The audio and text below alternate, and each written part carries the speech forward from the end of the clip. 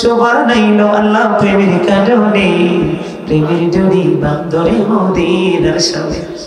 মান শোভানাইলো আল্লাহ, সবাই মান শোভানাইলো আল্লাহ প্রেমের কারণে, প্রেমের ডোরি বান্দরে মদিনার সামনে। আল্লাহ বানাইলেন কত জাতি, আরে চলে না তার প্রেম প্রীতি। আশিক হইয়া বানাই নবী প্রেমের কারণে, আশিক হইয়া বানাই নবী প্রেমের কারণে, প্রেমের ডোরি বান্দরে মদিনার সামনে। বলেন মানুষ বানাইলো আল্লাহ, মজা হয় না? মানুষ বানাইলো আল্লাহ প্রেমের কারণে, সবাই প্রেমের ডোরি বান্দরে মদিনার সামনে, প্রেমের ডোরি বান্দরে মদিনার সামনে। জিব্রাইল একটা স্পেশাল ফেরেশতা, আল্লাহর হাবিবের কথোপকথনের বাহন, খুব প্রেম। জিব্রাইলকে বললো তোমার বয়স কত? কয় ইয়া রাসূলুল্লাহ বলতে পারবো না গো, বলতে পারবো না গো নবী। ইয়া রাসূলুল্লাহ তবে একটা ঘটনা আমি আপনাকে শোনাইতে পারবো। কয় জলদি করে বলো।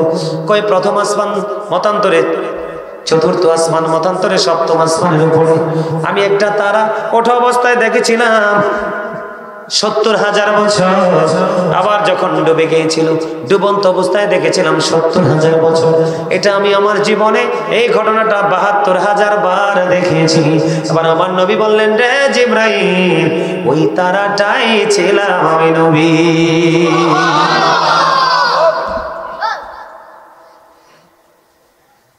আল্লাহর ওলি হতে হলে বান্দী বেশি বেশি করে জিকির করো।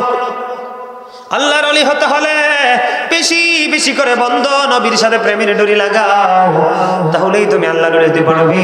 যারা আল্লাহর ওলি হয়েছে তারা বেশি বেশি করে জিকির করেছে, বেশি বেশি করে ফরজ নামাজ পড়েছে, বেশি বেশি করে নফল ইবাদত করেছে, বেশি বেশি করে পিতামাতার সেবা করেছে, বেশি বেশি করে মানুষের সাথে মিষ্টি আলাপ করেছে, বেশি বেশি করে জনকল্যাণ কিভাবে সাধিত করা যায় সেই দিকে তারা হেঁটেছে।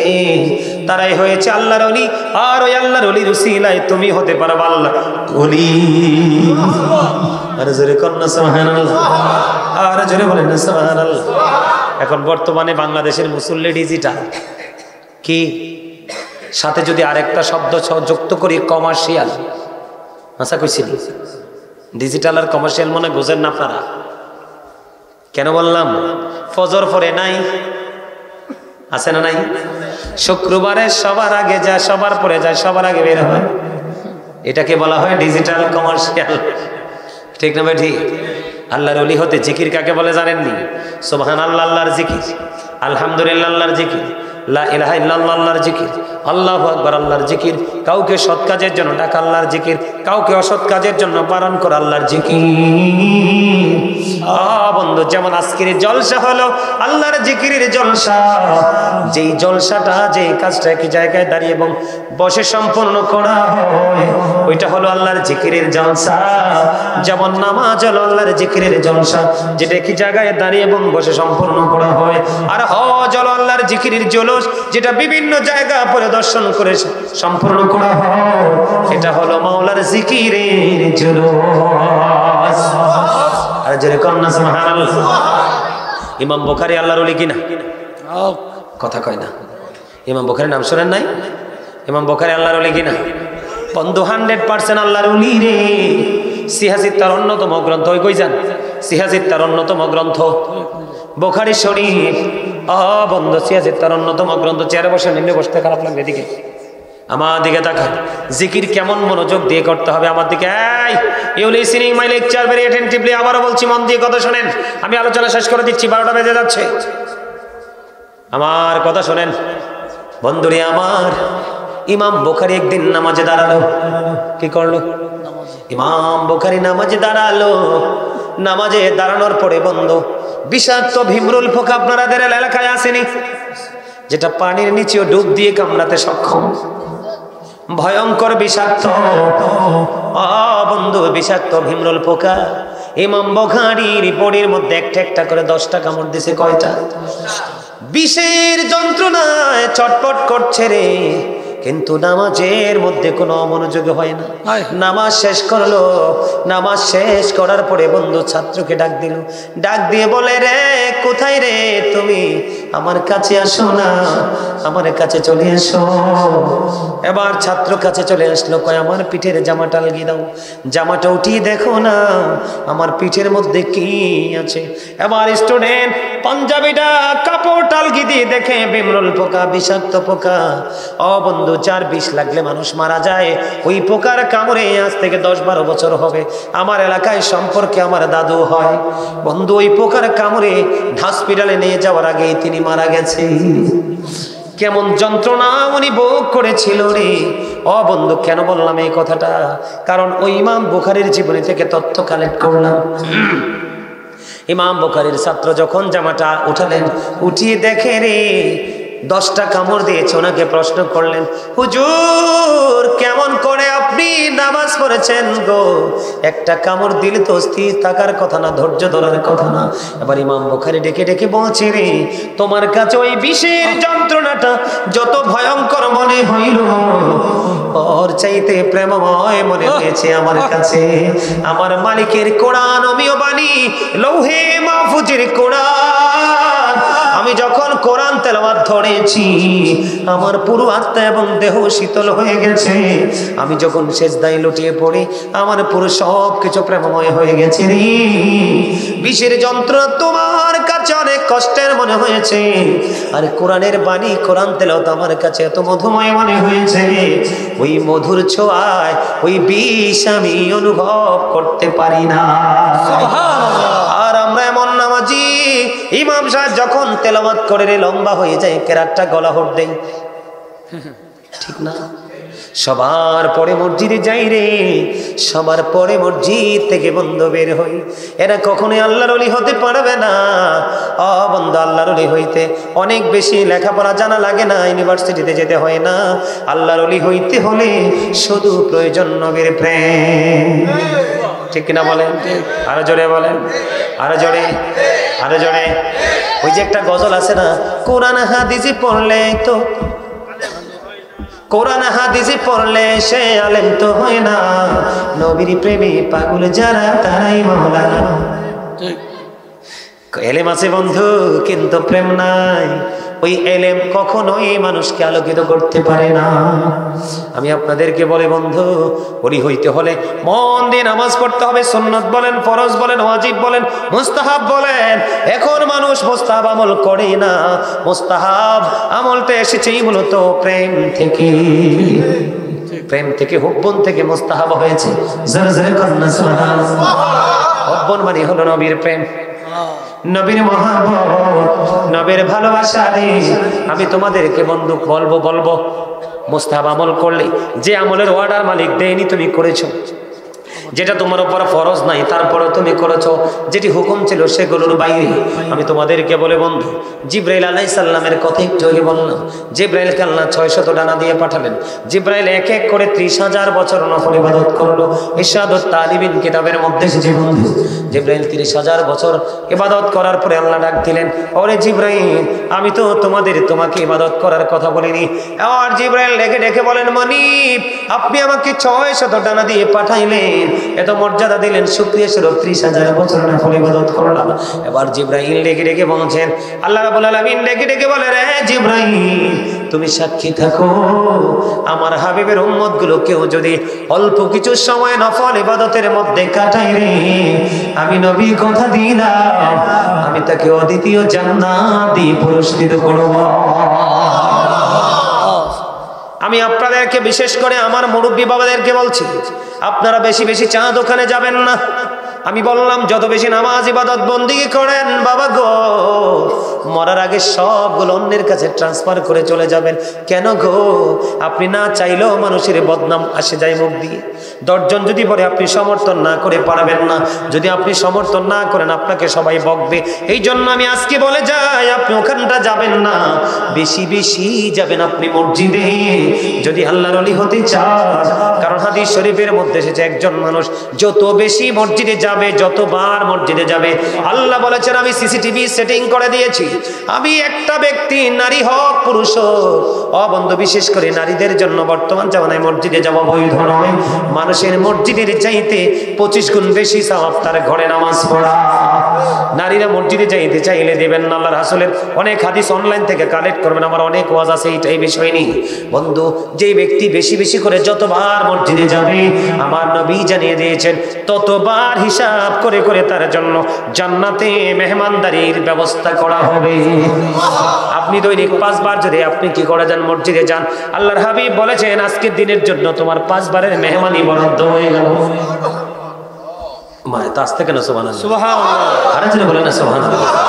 আমি মুরব্বী বাবাদেরকে বলছি, মাগরিবের পরে একটা নামাজ আছে, সালাতুল আওয়াবিন নামাজ, আছে না নাই? আরো জোরে বলেন, আছে না নাই? শুধু মুরব্বী নয়, আমাদের মধ্যে এমন কিছু যুবক আছে রে, যাদেরকে দেখলে রীতিমতো অবাক হয়ে যায়। আমি যেখানে থাকি একটা ছেলে আছে, আমার বাসা যেখানে একটা ছেলে আছে, জানেননি? আজানটা দিতে দেরি, ছেলেটা স্লিম করে, হ্যাঁ, এই যে আমার ছেলেগুলো বলছে, আমি যেখানে থাকি আজান দিতে দেরি, একটা জায়নামাজ আস্তিনের নিচে করে মসজিদের দিকে হাঁটতে দেরি করে না। দুনিয়া ধ্বংস হয়ে যাক, সে জায়নামাজ দিয়ে মসজিদে যাবে। মনে ইউনিভার্সিটিতে পড়ে ছেলেটা। বন্ধুরে আমার, দেখেন স্টুডেন্টটা কোন জায়গার, ইউনিভার্সিটি, কিন্তু আজান দিতে দেরি রে।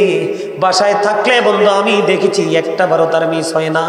জায়নামাজটা এইভাবে ধরে টুপিটা মাথায় এটি টুকটুক করে মসজিদে চলে যায়। নামাজের পরে বের হয়ে বন্ধুদের সাথে সময় দেয়। নামাজের সময় হলে সে কোনো আড্ডা দেয় না। এই জন্য বলে গেলাম, যুবক, আল্লাহর ওলি হয়ে যদি কবরে যেতে চাও, সম্মানী হয়ে যদি কবরে যেতে চাও, তাহলে আমার কথাটা ব্রেইনে সেট আপ দিয়ে রাখো। আজকে না হয় কালকে, কালকে না হয় পরশু, জরিপ করতে করতে বিবেচনা করে দেখবা, গাজী সুলাইমান যেটা বলেছে এটার চাইতে বড় মধু আর কিছুই নাই। বন্ধুরে, তোমরা সবাই শোনো, আমরা যে আজকে আল্লাহর ওলির দরবারে যাই, তারা এই কাজগুলো করেছিল।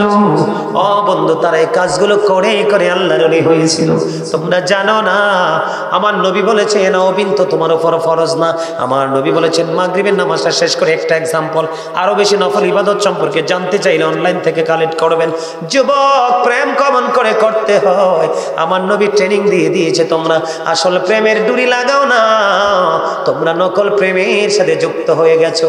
ওই প্রেম তোমাকে ঈমান হারা করে কবরে নেবে, আর কবরে যাওয়ার পরে কবর হয়ে যাবে তোমার জন্য জাহান্নাম। এটা আমি বলিনি, নবী বলেছেন আল কবরু রাওজাতুম মির রিয়াদিল জান্নাতি আও হুফরাতুম মিন হুফারিন নার। আমার নবী বলেছেন, রে দুনিয়ার মানুষ, রানিয়ারা বিষ্ণুপুরের মানুষ রে, কবরটা জান্নাতের বাগান হবে, জাহান্নামের গর্ত হবে। আওয়াজ তুলে বলুন না আল্লাহু আকবার। আমার নবী জানিয়ে দিয়েছে, যুবক রে, আমার মা বোনদেরকে ডেকে ডেকে বলবো, তোমরা সবাই শোনো, লম্বা করে করছি না। মাগরিবের নামাজ পড়ে দুনিয়ার কোনো কথা বলবে না, প্রয়োজন ছাড়া কোনো কথা বলবে না। আপনি যদি মনে করেন কোনো প্রয়োজন নেই কথা বলার, হয় প্রয়োজনীয় কথা বলবেন না। আপনি এইরকম ভাবে মাগরিবের নামাজটা শেষ করে সোজা ওবিনের জন্য দাঁড়িয়ে যাবেন। আমার নবী বলেছেন, উম্মত, ও প্রেমিক উম্মতেরা রে, হৃদয় জানালা খুলে তোমরা সবাই শোনো, যদি 6 রাকাত আওবিন নামাজ পড়তে পারো 2 রাকাত করে করে, একদিনের আওবিন নামাজের বিনিময় তোমার আমল নামায় 12 বছরের নফল ইবাদতের সওয়াব দেওয়া হবে। আর জোরে বলুন না সুবহানাল্লাহ। এরে রানিয়ারা, বিষ্ণুপুরের যুবক, আমার ভাই, আমার বাবা গো, আমার মা বোনদেরকেও ডেকে ডেকে বলবো, মা গো, তোমাদের পায়ে ধরে বলছি গো মা, গোটা পৃথিবীর আমার মা, আমার বোনদের কি বলছি, আজকে রানিয়ারা বিষ্ণুপুর থেকে তোমরা সবাই হৃদয়ের জানালাটা খোলো। প্রতিদিন মাগরিবের পরে 6 রাকাত আওয়াবিদ পড়বা, তোমার আমল নামায় 12 বছরের নফল ইবাদতের সওয়াব দেওয়া হবে। এমনি করে যদি তুমি একটা মাস করতে পারো রে, তাহলে তোমার আমল নামায় নেকের কোনো কমতি হবে না। বন্ধু, ও বন্ধু, হযরতে আবু যর রাদিয়াল্লাহু তাআলা থেকে হাদিস খানা বর্ণিত। আমার নবী বলে দিয়েছেন বন্ধু, আমার নবী জানিয়ে দিয়েছেন, শীতের দিনে আমার নবী বের হলেন। বের হওয়ার পরে শীতের দিনে গাছের দিকে তাকায় দেখলেন গাছের পাতাগুলো শুষ্ক হয়ে জোরে জোরে পড়ছে। এবার আমার নবী আবু যরকে ডাক দিলেন। আবু যর উত্তর দিলেন, লাব্বাইকা ইয়া রাসূলুল্লাহ। নবীজি গাছের ডালাটা ধরলেন, ধরার পরে ডাক দিয়ে বললেন, রে আবু যর, চাইয়া দেখো শীতের কারণে শুষ্ক হয়ে গাছের পাতাগুলো জোরে জোরে পড়ছে। রে আবু যর, ও আবু যর, আমার কথাগুলো শোনো।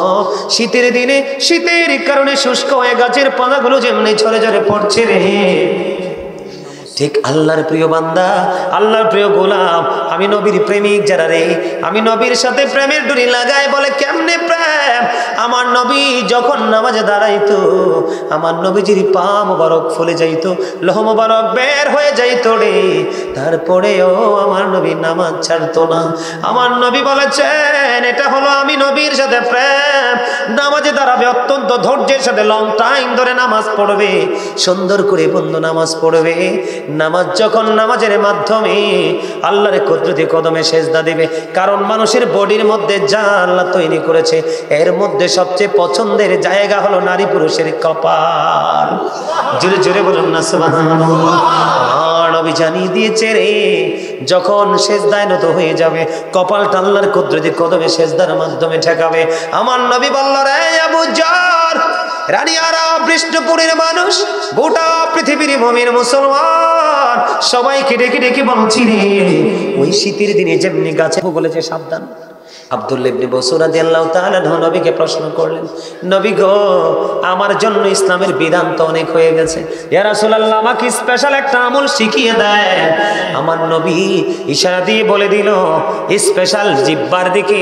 আমার নবী বললেন, তুমি মাওলার জিকির করে তুমি তোমার জিহ্বাটাকে সিক্ত রাখো। সুবহানাল্লাহ কন্যা দি। এই উনি কি বলতে চায়? উনি কিছু বলার জন্য আসছে।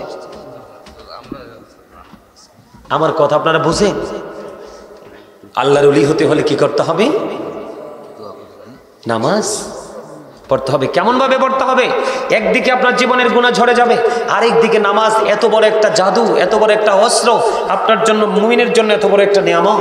সূরা আনকাবুত খুলে দেখেন, আল্লাহ বলেছেন, ইন্নাস সালাতা তানহা আনিল ফাহশাই ওয়াল মুনকার। নামাজ মানুষকে সব খারাপ কাজ থেকে বাঁচিয়ে রাখে।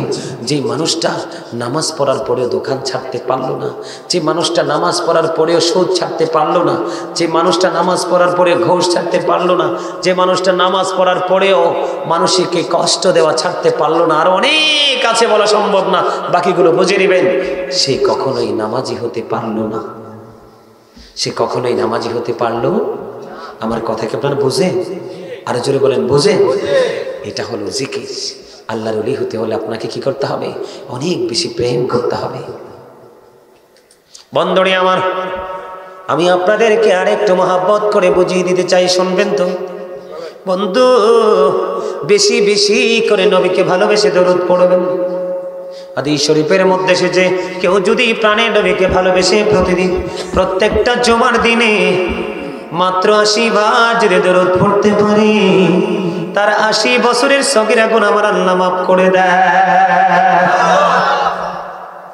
আপনার মনে হাদিস শরীফের মূল মজাটা বুঝেননি? একদিন, কয়দিন? একদিন, তাও জুম্মার দিন। সাইয়্যিদুল আইয়াম, শ্রেষ্ঠ দিন হলো জুম্মার দিন।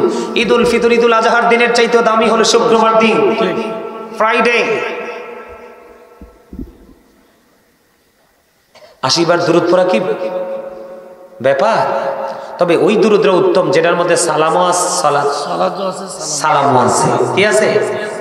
ইন্নাল্লাহ ওয়া মালাইকাতাহু ইউসাল্লুনা আলান নবী ইয়া আইয়ুহাল্লাযীনা আমানু সাল্লু, এই যে মজার জায়গা, সাল্লু আলাইহি ওয়া সাল্লিমু তাসলিমা। সাল্লু আলাইহি ওয়া সাল্লিমু, সালামও আছে, দুরুদও আছে। সুবহানাল্লাহ করুন না। দুরুদও আছে, সালাম আছে। ওই দুরুদটাই হলো সবচেয়ে উত্তম। জোরে জোরে করুন সুবহানাল্লাহ। আসসালাতু ওয়াসসালামু আলাইকা ইয়া রাসূলুল্লাহ, আসসালাতু ওয়াসসালামু। মা কইতারেন না? পারেন না? সুবহানাল্লাহ করুন না। জুমার দিনে মাত্র 80 বার। কয়বার?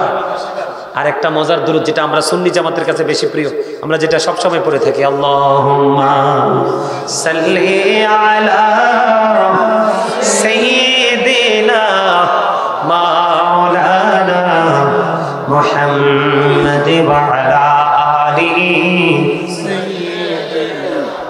মাওলানা মুহাম্মদ। অশোক আমার প্রাণের নবীজি, বসো আমার অন্তরে, প্রাণ ভরিয়া দেখিব তোমায়, এই দেহে প্রাণ থাকিতে। আল্লাহুম্মা সাল্লি আলা সাইয়্যিদিনা মাওলানা মুহাম্মাদ ওয়া আলা আলিহি মাওলানা মুহাম্মদ। মানব দানব ও পশু পাখি 18,000 মাখলো আল্লাহর জিকির নবীর দরদ পড়েন তারা দিবারাত। আল্লাহুম্মা সাল্লি আলা মাওলানা মুহাম্মাদ ওয়া আলা আলিহি। আরে জোরে বলেন না, মুহাম্মদ নবী কো আপনা ভালোবাসা, জীবনের গোনা ঝরে যায়, নবী গো আপনার ভালোবাসায় জান্নাত নসিব হয়ে যায়। আল্লাহুম্মা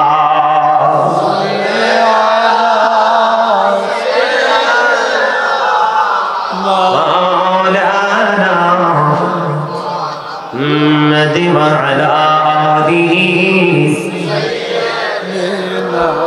মাওলানা। নবীর প্রেম ছেড়ে মানুষ, ও তোমরা কোথায় আছো বুঝি না,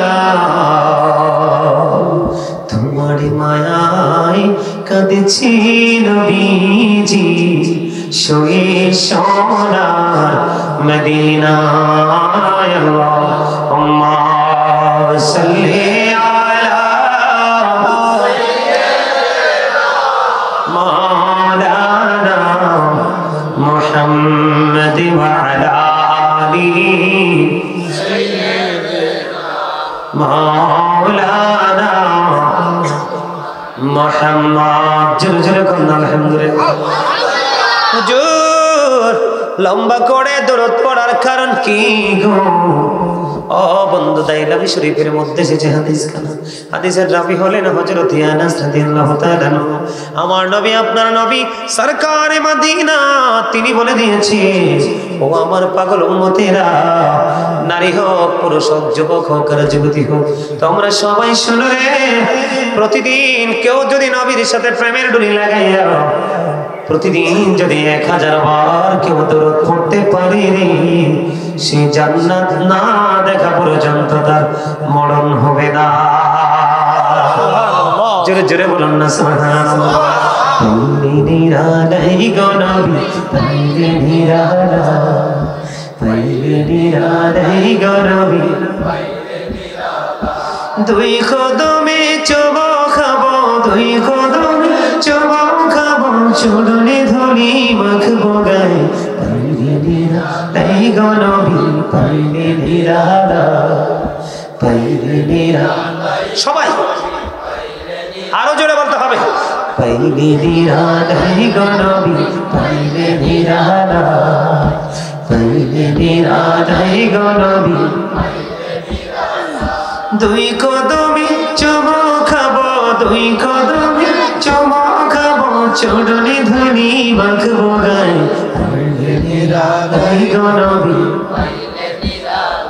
মারহাবা ভাল লাগছে আরো জোরে বলে দরুদ শরীফ পড়ে যারা আশিকে রাসূল বলে মিলাদ শরীফ পড়ে যারা আশিকে রাসূল যিনি হলেন আল্লাহ তাআলার যিনি হলেন আল্লাহ তাআলার সৃষ্টি কোণের মূল দরুদ শরীফ পড়ে যারা আশিকে রাসূল মারহাবা